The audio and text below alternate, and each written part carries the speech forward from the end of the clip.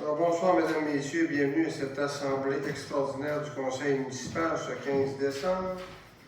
Le quorum étant dûment constitué, alors je déclare l'assemblée ouverte. Je souhaite une bienvenue particulière aux citoyens toujours présents depuis plusieurs années à cette rencontre. M. Boivin, alors on vous remercie toujours de votre participation. Alors, je vous fais une lecture de l'ordre du jour de ce soir. Alors, nous aurons le dépôt des rapports financiers 2024. Dépôt du rapport du maire de la situation financière 2024. Dépôt de la 82e liste des nouveaux arrivants. Nous allons rajouter un point à 3.0 pour les résolutions ce soir, qui serait le dépôt du rapport 2024 sur la gestion de l'eau potable. Nous aurons à 3.1 Office d'habitation Docteur sur Lac-Saint-Jean-Est, révision budgétaire en date du 25 novembre dernier. Transport adapté Lac-Saint-Jean-Est, contribution 2026. Acceptation de la soumission, ensemble de défibrillation, dis-je. Nous avons 3.4, disposition d'un rouleau compresseur, cessation d'inventaire. Regroupement de l'Office d'habitation secteur sud. Analyse d'opportunités, église et presbytère, appui au comité. Nous avons dans loisirs et culture, aide financière, regroupement loisirs et sports Saint-Lac-Saint-Jean. Et nous avons une demande de support au ministère des Transports et de la mobilité durable pour la préparation d'un devis technique à réaliser pour l'implantation de l'itinéraire de la route verte. Il n'y a pas d'autres sujets à l'ordre du jour, considérant que nous sommes en assemblée extraordinaire. Nous serons accompagnés ce soir par Mme Cathy Fortin et Mme Lucie Lavoie pour la suite des choses. Bienvenue, mesdames, et merci de votre collaboration. Je prendrai une résolution de l'acceptation de l'ordre du jour, s'il vous plaît. Madame Champigny, appuyez par.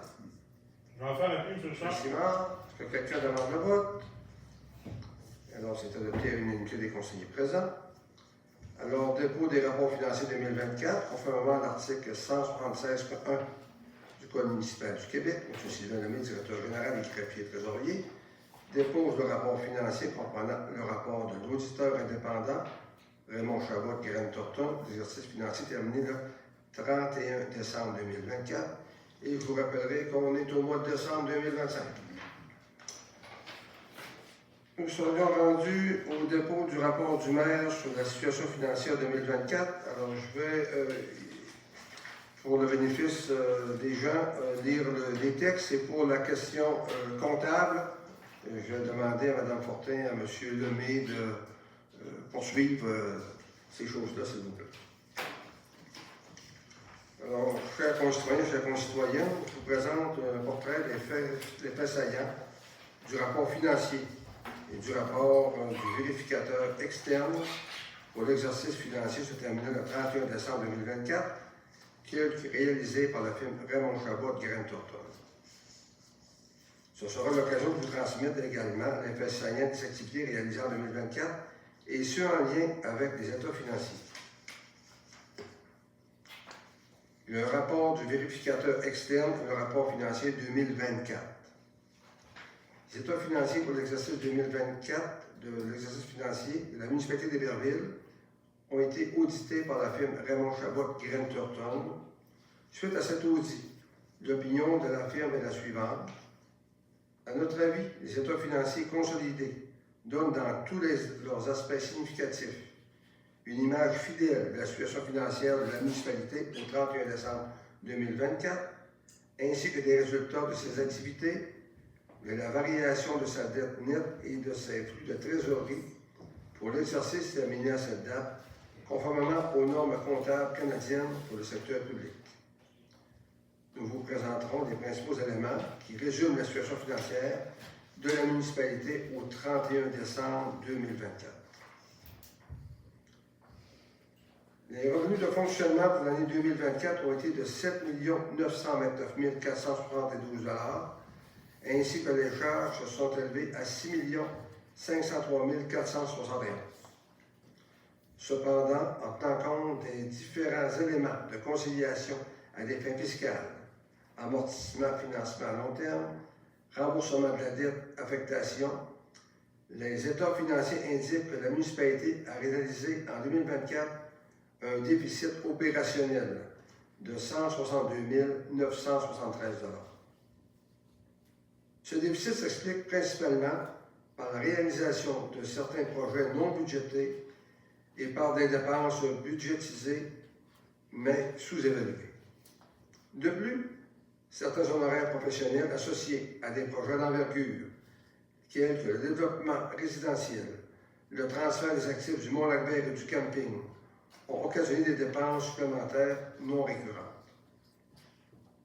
Malgré ces risques de déficit, la municipalité possède toujours certaines marges de manœuvre financières via son fonds de roulement, son surplus accumulé non affecté et son fonds carrière et sablière, permettant ainsi de poursuivre ses investissements au bénéfice des citoyens. Je vais laisser le soin à Mme Fortin pour le rapport financier au 31 décembre 2024. Je vais débuter et Cathy est là pour compléter s'il y a des éléments qui sont à préciser davantage. Dans un premier temps, avant de vous présenter les résultats qui, malheureusement, démontrent un léger déficit, puis quand on parle d'un léger déficit, 163 000 sur un budget de 8 millions réalisé, vous comprendrez que c'est microscopique, mais on aimerait mieux présenter un rapport positif. Tout ça s'explique principalement, et vous allez voir, ça va teinter les états financiers 2024 de la transaction associée au camping et au Mont-Lac-Vert. Vous vous rappelez que le 1er janvier, c'est la date, 2024, c'est la date officielle du transfert de ces équipements-là à la Compagnie des montagnes de ski du Québec. Et notre auditeur a profité des états financiers 2024 pour faire justement toute la conciliation bancaire associée et fiscale associée à cette transaction-là, qui a des impacts significatifs sur nos résultats. Alors, sans plus tarder, lorsque vous avez accès au rapport financier, quand on regarde les revenus de fonctionnement, on avait un budget de 6 951 000 et j'ai arrondi, et on a fini à 7 900 000. C'est pratiquement 1 million de plus de revenus de fonctionnement. Et quand je viens les décortiquer, alors le million supplémentaire se traduit par 139 000 des revenus de taxes, 238 000 des transferts gouvernementaux, 94 000 des impositions de droits qu'on fait dans le cadre de nos activités, 319 000 de plus d'autres revenus d'intérêt. On se rappelle que les taux d'intérêt ont augmenté sensiblement alors, au cours de l'année, qui a eu des impacts significatifs, parce qu'on avait quand même de la liquidité au point de vue de la municipalité. Et dans les autres revenus, c'est plus 186 000, principalement associés à la transaction du compte à compte avec le Mont-Lac-Vert. C'est ce qui nous donnait de 7 929 000. Quand on regarde les charges, on est à 6 503 000 de charges. Alors, ça nous. L'explication versus le budget qui est à 6 311 000, c'est pratiquement près de 200 000 d'écart. Principalement l'administration générale, auquel on retrouve principalement les salaires, c'est 101 000 de plus. Aménagement, urbanisme et développement, 61 000. Et les frais de financement, plus 257 000. Oui, plus de revenus, mais également plus d'emprunts qui ont occasionné plus de frais d'intérêt. Alors, c'est ce qui explique principalement l'écart du 200 000 au point de vue des charges. Alors, quand on avait le budget, c'était 640 000 qu'on prévoyait d'excédent, et finalement, on a réalisé 1 426 000 d'excédent. Alors, vous allez me dire, 640 000 budget, 1 426 000, c'est une marge de manœuvre de 800 000 de revenus excédentaires. Cependant, quand on vient mettre les conciliations à des fins fiscales, et principalement associées au Mont-Lac-Vert, c'est là que vous allez voir que ça a des impacts sur le bas de page qui est à moins 162 000. Alors, les amortissements des immobilisations, c'est 1 112 000. C'est une écriture qu'on doit faire. Il n'y a rien de prévu au budget, mais on vient faire la conciliation parce qu'on se crée dans les états financiers un compte de prévisionnel. On était à 1 125 000 l'année dernière. C'est pratiquement similaire. C'est les équipements, les bâtiments qui expliquent principalement les amortissements de tous nos immobilisations. Les coûts des propriétés vendues. Alors, c'est principalement 31 683, c'est le compte à compte avec le Mont-Lac-Vert. Financement à long terme des activités de fonctionnement, 75 000, c'est plus significatif, mais encore là, le Mont-Lac-Vert. Produit de cession, c'est le bail avec le Mont-Lac-Vert, c'est 5 382 682. On pense que la transaction du Mont-Laguerre, ça n'a pas d'incidence fiscale, mais c'est devient une quasi-propriété et il faut absolument que les auditeurs viennent faire pareil, cette transaction-là, dans nos états financiers.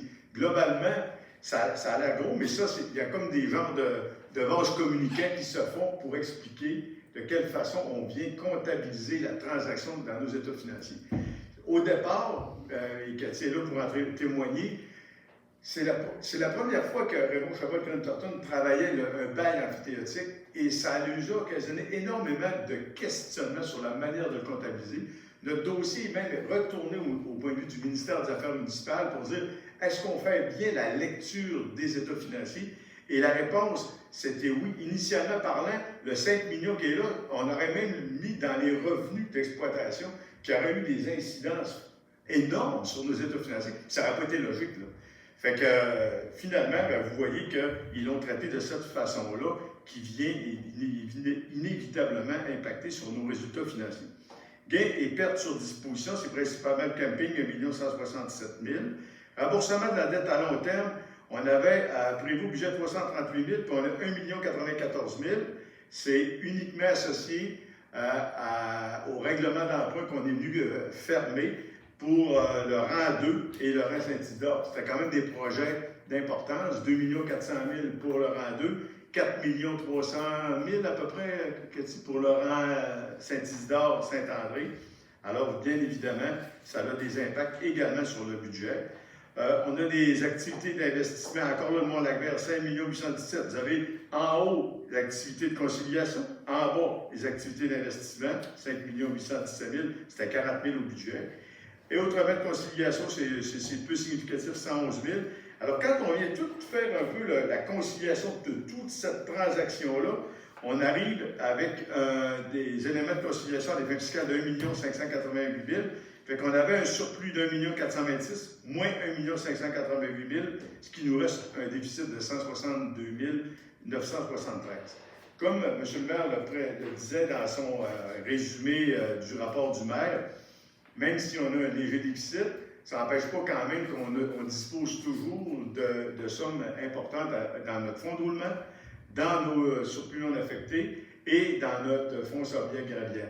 On se rappelle que dans le cadre d'une fusion, ces éléments-là vont demeurer sous la gouverne de la municipalité. Ils vont être affectés pendant les 5 prochaines années à des projets municipaux. Ça va être la même chose pour les 2 autres municipalités. Merci, M. le directeur général.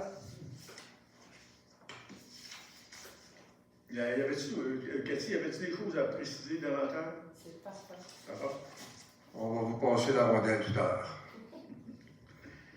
Alors, l'excédent cumulé non affecté se chiffre désormais à 153 080 $. Voici les sommes disponibles présentées sommairement qui proviennent de divers fonds municipaux pour la réalisation de projets futurs. Mme Fortin. Oui, je peux vous présenter les sommes disponibles par l'excédent de fonctionnement non affecté. Donc, tout à l'heure, Sylvain en a parlé. Il nous reste 153 000 de disponibles pour des projets, c'est des surplus qui sont liés non affectés à des projets. L'excédent qui est affecté, cependant, des projets qui sont en cours, mais pour lesquels vous aviez pris des résolutions pour affecter le financement. Donc, ces sommes-là sont gelées pour des projets futurs, sont déjà engagés. Advenant le cas que les projets se réalisent, à coût moins, on devra désaffecter, puis les sommes se retrouvent automatiquement dans le surplus non affecté. Le fonds de roulement non engagé, on a une disponibilité de 340 000, je l'arrondis, 340 000. Les revenus reportés carrière assemblée au 31 décembre totalisent 48 000, pour un total des sommes disponibles que la municipalité dispose de 950 187 $. Merci. Une petite précision, le fonds de roulement est à 700 000, si ma mémoire est bonne. Alors, dans le 700 000, on a 339 000 qui est toujours disponible. Et bon an, mal an, quand on vient payer sur lequel on a financé, ça augmente le fonds de roulement pour qu'il revienne capitaliser aux alentours de 700 000. Alors, c'est quand même des choses intéressantes. Nous vous présentons également les renseignements relatifs à l'endettement total net à long terme de la municipalité, ainsi que ceux des organismes pour lesquels elle assume une part de remboursement de la dette. Endettement net à long terme, 8 658 943.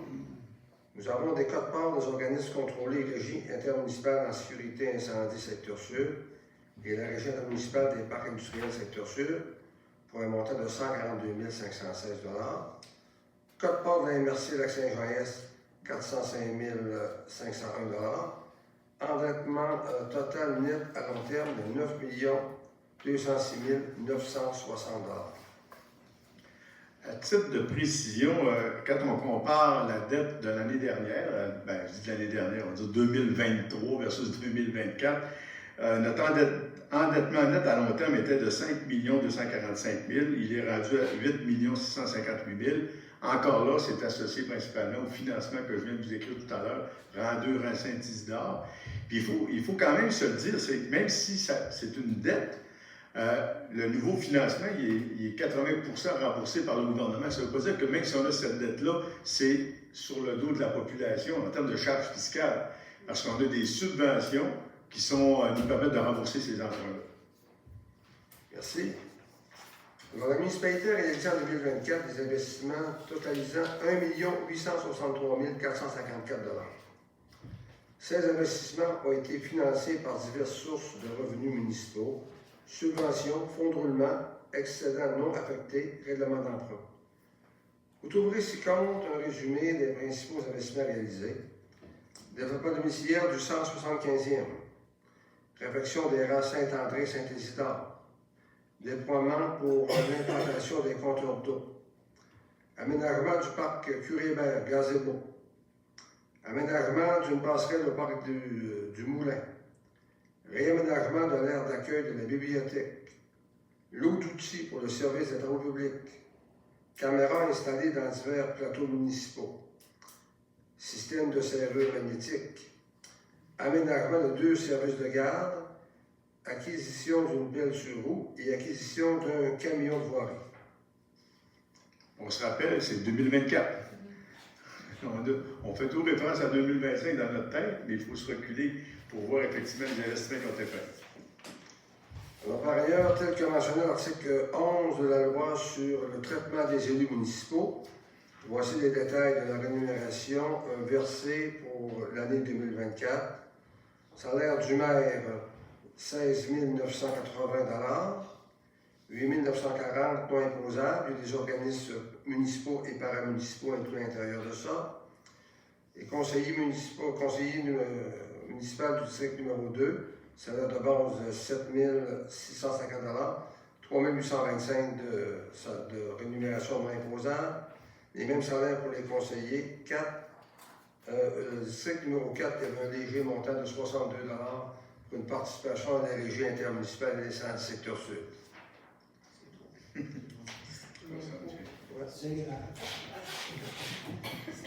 Alors, vous savez, malgré le léger déficit constaté pour l'année 2024, la lecture des états financiers nous permet de conclure que le bilan de la municipalité d'Héberville témoigne d'une saine gestion financière. Les réserves financières appuyées par des subventions octroyées par les divers ministères nous ont permis de réaliser plusieurs projets d'envergure au bénéfice de notre population. La réalisation de certaines transactions sous forme de baux amphithéotiques a engendré, à court terme, des dépenses qui se traduiront, dis-je, à moyen et long terme par des économies importantes, tout en permettant à la municipalité de bénéficier des retombées financières liées au projet de développement mis en œuvre par les nouveaux gestionnaires. Le conseil municipal et les gestionnaires ont travaillé dans votre intérêt afin de bonifier l'offre de services, de réaliser des investissements porteurs et de maintenir un juste équilibre entre la charge financière requise et la capacité de payer des contribuables.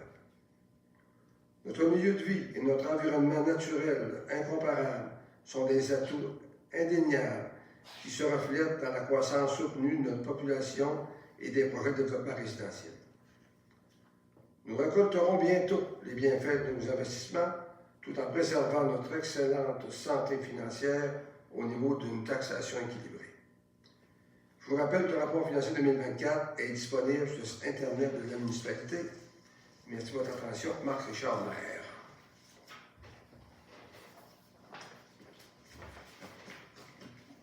Nous serions rendus aux principales résolutions le dépôt de la 82e liste des nouveaux arrivants.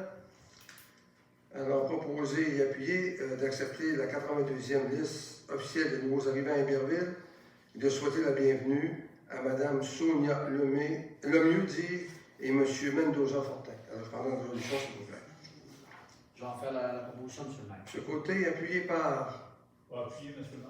Appuyé par M. Lemay. Est-ce que j'ai quelqu'un qui demande le vote? Adopté à l'unanimité des conseillers présents. Résolution 3.0, que je vous ai fait rajouter tout à l'heure, je m'excuse. Alors, dépôt du rapport 2024 sur la gestion de l'eau potable. Considérant que les municipalités du Québec doivent produire et déposer le bilan d'économie de l'eau potable à chaque année au plus tard le 1er septembre, et ce, afin d'être admissible aux subventions de ce domaine. Considérant que l'adoption de cette offre 2024 est également un critère requis pour l'adoption du bilan. Considérant que le rapport 2024 n'a pas été approuvé par le ministère des Affaires municipales et de l'Habitation en raison de l'absence d'une tarification volumétrique des services de l'eau des immeubles non résidentiels. Considérant que l'approbation du rapport d'économie d'eau potable est nécessaire pour accéder à la majoration du taux d'aide financière de base avec le critère éco-responsable relatif à la SQEEP.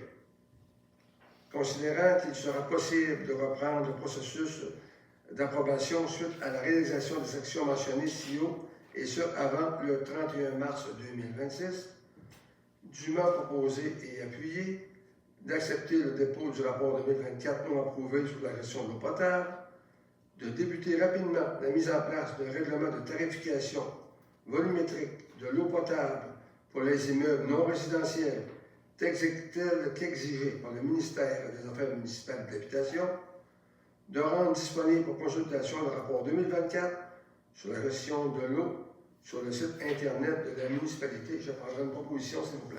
Je vais en faire la proposition. Madame Gagnon, appuyée par Je vais en faire l'appui, M. M. le maire. Côté. Est-ce que j'ai quelqu'un qui demande le vote? Adopter une unité des conseillers présents. Office d'habitation secteur sud de Lac-Saint-Jean-Est, révision budgétaire à date du 25 novembre. Alors, dûment proposé et appuyé d'accepter la révision budgétaire 2025 de l'Office d'habitation secteur sud de Lac-Saint-Jean-Est pour l'ensemble immobilier numéro 1168, dont le déficit attribuable aux unités d'Iberville est dorénavant de 10 772 $. D'accepter également la révision budgétaire pour l'ensemble immobilier numéro 1598, dont le déficit attribuable aux unités d'Iberville est dorénavant de 125 239 $. D'assumer sa part de 10 du déficit de l'organisme, soit un montant de 13 600 $. De préciser que cette révision budgétaire fera l'objet d'une conciliation en fin d'année 2025 avec l'Office d'habitation secteur sud de Lac-Saint-Jean-Est et que le montant révisé ne constitue pas un montant à verser dans l'immédiat. J'appellerai une proposition, s'il vous plaît. Je vais en faire la proposition, M. Richard. Ce côté propose appuyé par M. Lemay. M. Lemay. Si j'ai quelqu'un qui demande le vote, il aura adopté à l'unité des conseillers présents. Transport adapté Lac-Saint-Jean-Est, contribution 2026. Dûment proposé et appuyé que la municipalité d'Iberville contribue pour un montant de 6 386 $ au service de transport adapté Lac-Saint-Jean-Est pour l'exercice 2026. Je prends une proposition, s'il vous plaît. On va faire la proposition, M. le maire. M. Lemay, appuyé par On va faire l'appui. M. Simard. Est-ce que quelqu'un demande le vote? Adopter à l'unité des conseillers présents. Acceptation de la soumission ensemble de défibrillation. Dûment proposé et appuyé d'accepter la soumission pour l'ensemble de défibrillation au montant de 2 650,42 $ taxes incluses pour l'acquisition d'un ensemble. Les effrayés cette somme à même le Fonds général. Petite question, Mme Lavoie, à quelle place qu'on place ces organisations sont multifonctionnelles? Alors, j'ai ma réponse. Alors, je prends la proposition, s'il vous plaît. Je vais en faire la proposition. Mme Gagnon, appuyée par M. Bondé. Mme Champigny. Que j'ai quelqu'un qui demande le vote. Adopter l'unité des conseillers présents. Alors, disposition d'un rouleau compresseur, cessation d'inventaire, dûment proposé et appuyé, d'autoriser la disposition du rouleau compresseur multi-kip 1968 et de le recycler pour les métaux ferreux. Dans la proposition, s'il vous plaît. On va faire la proposition. M. Lemay propose, appuyé par Mme Godreau. J'ai quelqu'un qui demande le vote. Adopter à l'unanimité des conseillers présents. Regroupement de l'Office d'habitation secteur sud. Dûment proposé et appuyé de recommander favorablement le regroupement de l'Office d'habitation secteur sud Lac-Saint-Jean-Est à l'Office d'habitation Jeannois, suivant les thèmes et conditions du plan d'affaires de regroupement. Je prendrai une proposition. J'en fais la proposition, M. Richard. Ce côté, appuyé par On va faire l'appui. M. Simard. Est-ce que j'ai quelqu'un qui demande le vote? Adopter à l'unanimité des conseillers présents. Alors, analyse d'opportunité, Église et presbytère, appui au comité. Dûment proposé et appuyé d'accorder un appui financier à la communauté chrétienne Notre-Dame de l'Assomption pour un montant maximal de 16 000 pour la réalisation de 2 offres de services suivantes. Caractérisation des matériaux susceptibles de contenir des fibres d'amiante, un montant de 5 110,64 et accompagnement stratégique à la démarche de M. Serge Plourde, service conseil au montant estimé de 25 000. Alors, la municipalité réserve un budget de 16 000 pour ces 2 projets. Je vais prendre une proposition, s'il vous plaît. J'en fais la proposition, M. le maire. Alors, M. Côté, appuyé par On va faire l'appui. Mme Gagnon. Est-ce qu'il y a quelqu'un qui demande le vote? Adopté à l'unanimité des conseillers présents. Est-ce qu'on précise? Oui, effectivement, M. Lemay. Il y a deux éléments qui sont prévus à l'intérieur de cette résolution-là. La première étude consiste à faire une évaluation s'il y a de l'amiante à l'intérieur de l'Église comme telle. Et s'il s'avérait qu'il y en a, ben, on va se questionner sur l'appel d'offres associé à un appui donné par le service conseil de Serge Claude. Alors, bien évidemment, un va pas sans l'autre. On veut dans le premier temps avoir l'assurance qu'il n'y a pas d'amiante, parce que vous savez que quand il y a de l'amiante, ça augmente sensiblement les coûts. Et si effectivement il n'y en a pas, ben là, la deuxième partie qui touche l'étude de faisabilité, ben, on va devoir s'asseoir avec la fabrique pour déterminer s'ils sont disposés à assumer la moitié des coûts pour faire cette étude-là. Merci, M. le directeur général. Alors, aide financière au groupement loisirs et sports Saint-Lac-Saint-Jean. On a dûment proposé et appuyé d'accepter de l'aide financière SAGLAC en action de 3 651,22 reçu de regroupement loisirs et sports Saint-Lac-Saint-Jean pour l'achat des équipements de sport, de défrayer la portion municipale de 20 à même le fonds général. Je vais prendre une position, s'il vous plaît. On va faire la proposition, M. Richard. M. Simon propose, appuyé par Monsieur Lemay. M. Lemay. Est-ce que j'ai quelqu'un qui demande le vote? Adopter à l'unanimité des conseillers présents. Nous avons une demande de support au ministère des Transports et de la Mobilité durable pour la préparation d'un devis technique à réaliser pour l'implantation de l'itinéraire de la route verte 2026. Dûment proposé et appuyé de solliciter la contribution du ministère des Transports et de la Mobilité durable pour produire un devis technique pour maintenir le lien cyclable entre Héberville et la Véloroute des Bleuets en fonction des divers itinéraires soumis à son attention, de poursuivre des analyses d'opportunité afin que la Véloroute des Bleuets puisse considérer la nouvelle section de la route verte reliant le Saguenay et le Lac-Saint-Jean comme faisant partie intégrante de son organisation. Je vais prendre une proposition, s'il vous plaît. J'en fais une proposition. Alors, Mme Godreau, appuyée par J'en fais l'appui. Mme Gagnon, j'ai quelqu'un qui demande le vote. Alors, adopter à l'unanimité des conseillers présents. Monsieur le maire, est-ce que vous permetteriez de faire une petite intervention qui n'est pas dans l'ordre du jour, mais qui je sais qui est d'intérêt public? Parce Oui. qu'on en a parlé en plénier, Oui, le rapport. oui.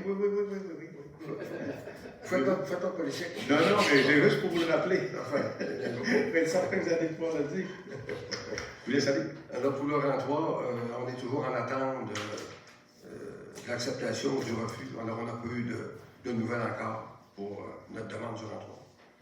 Alors, normalement, ces jours-ci, on devra savoir si c'est positif ou c'est négatif de ce côté-là. Nous n'avons pas de rapport des comités. Je passerai à la période de questions, puis à la fin, moi, je prendrai la parole comme maire par la suite. Est-ce que les citoyens voient des questions ce soir? Oui, monsieur. Merci de me donner la parole. C'est très difficile de ne pas vous la donner, monsieur. À 3.1, l'Office municipal d'habitation, la révision budgétaire, ça arrive-tu plusieurs fois par année, ça? Il me semble que le mois passé, il y en a eu Oui. aussi. Effectivement. À chaque mois, quoi? Non, c'est en fonction de. En fait, ils en ont besoin. Oui, exact. Ça veut dire que ce mois-ci, on a payé 13 500, c'est ça? Ça fait partie du déficit d'opération. Il n'est pas payé encore. On n'a pas payé encore. Il n'est pas payé. On va avoir à payer dans quelque part, ça va être 13 Ça risque d'être ça. OK.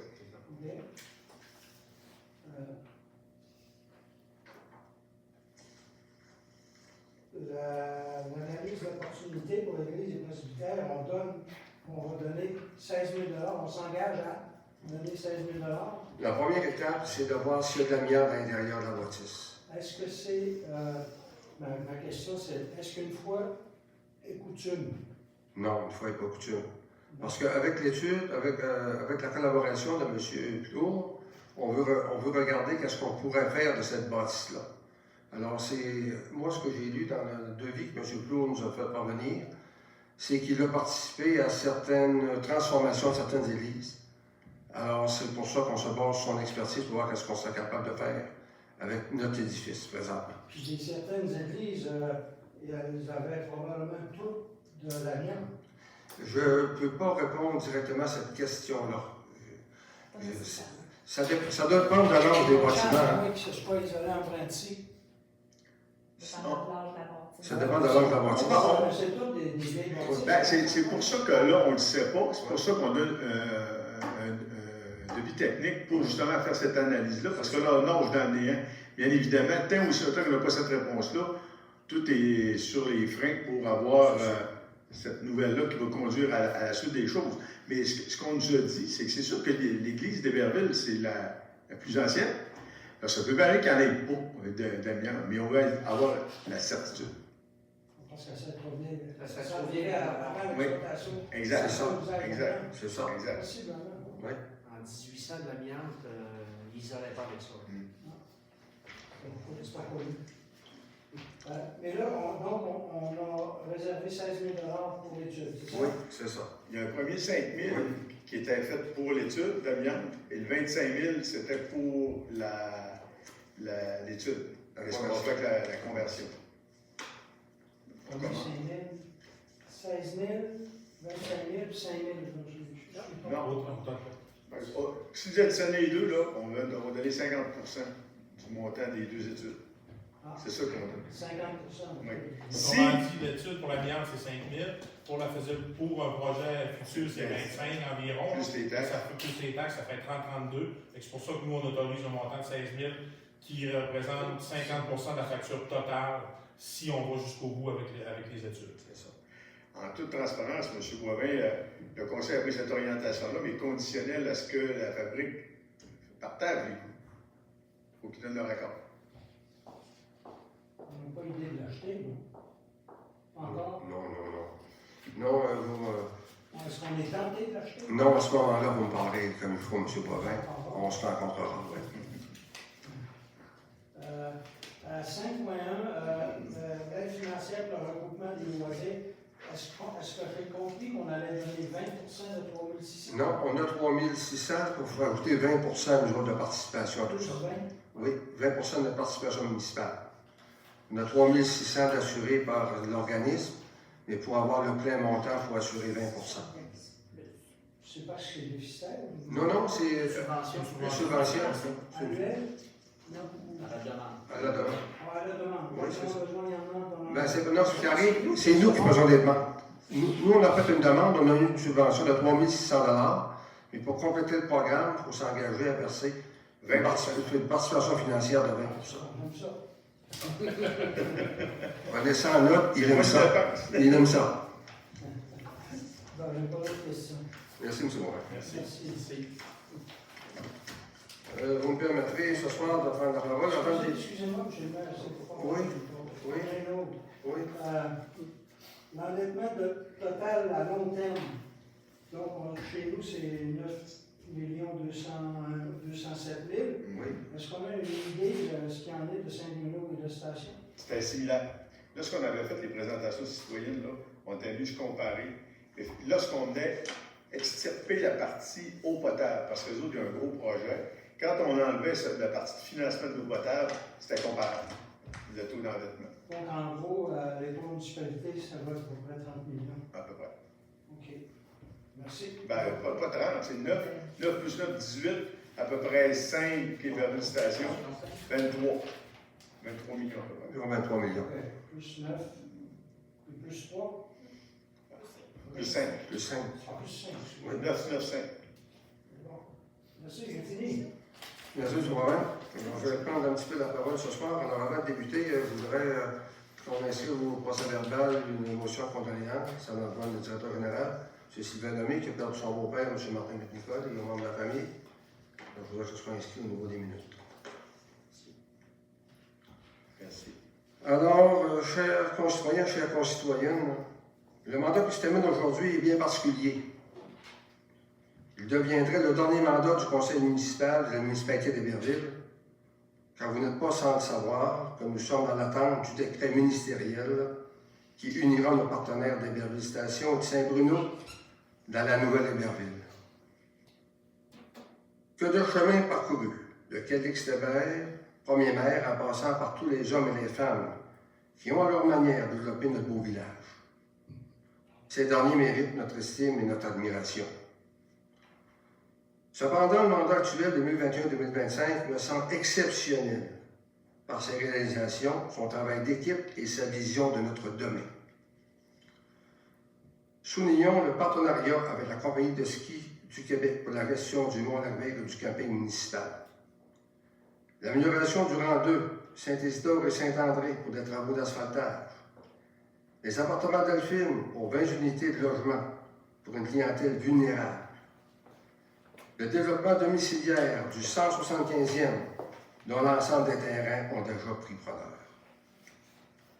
Le projet de fusion municipale au cœur de ce mandat, qui, je suis persuadé, assurera l'avenir de nos communautés et sera un gage de continuité pour les futures générations. Cela s'ajoute à la contribution de chaque membre du Conseil dans la vie sociale et communautaire du milieu. Tout cela s'est fait par un travail soutenu du personnel de gestion, du personnel administratif et des travaux publics qui, jour après jour, sont au service de la population. Je me voudrais de ne pas oublier les bénévoles qui font d'Héberville une population dynamique, riche, de sens et comment résilient. J'adresse à Caroline, Myriam, Eliane, Tony, Dave et Régis ma profonde gratitude pour ce mandat qui en fut un d'équipe et de belles réalisations. Un merci particulier à notre directeur général, Sylvain Lemay, qui, par son expérience, son contact humain avec le personnel et les élus, a su créer un climat de confiance, d'efficience et surtout de résultats significatifs pour notre milieu. Sylvain a reçu des Hébervillois et il a redonné au centuple cette reconnaissance. Excusez-moi. C'est toujours un voiture un petit peu, oui. Le nouveau Héberville demandera de la patience, de la résilience, car tout ne sera pas parfait au début. Je compte sur la compréhension des citoyens et citoyennes pour réaliser, comme nos fondateurs, ce grand projet. Pour terminer, je désire offrir mes meilleurs vœux à l'occasion de Noël et du Jour de l'An. Partagez avec vos proches cette période propice au rassemblement et partage et à la vie qui parfois est si fragile. Avec ma reconnaissance, Marc Chambert.